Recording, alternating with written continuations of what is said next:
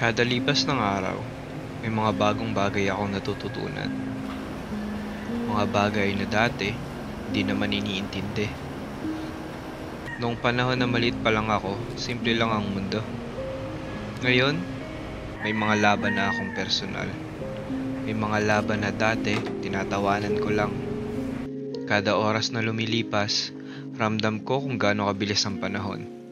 Nag-iibang pananaw, nag-iiba ang gusto.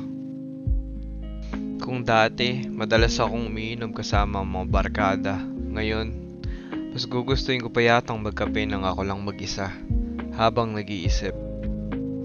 Hindi dahil malungkot, kundi dahil kailangan.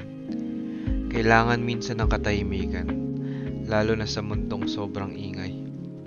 Kung dati, paramihan ng kaibigan ng labanan. Ngayon, mas pipiliin ko na lang ang iilan. Basta totoo. Yung mga komplikadong bagay na gustong gusto natin dati. Ngayon, gusto na lang natin gawing simple. Hindi na kailangan ng ingay para masabing masaya. Hindi na kailangan ng sobra para masabing sapat. Kung bibigyan ako ng 3 hiling, gusto ko lang, una, gusto ko magkaroon ng utak na payapa. Yung wala gaanong iniintinding problema. Pangalawa, gusto kong maging komportable ang pamilya ko. Lalo na para sa mga anak ko. Mula sa paggising nila hanggang sa mahimbing nilang pagtulog.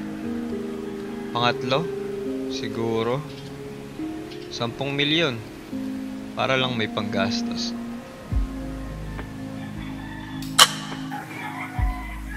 O siya, +12 na pala. Kaya pala ganito ako mag-isip. Ganito siguro pag tumatanda na. Ganito siguro pag 30 na. Tara, kape.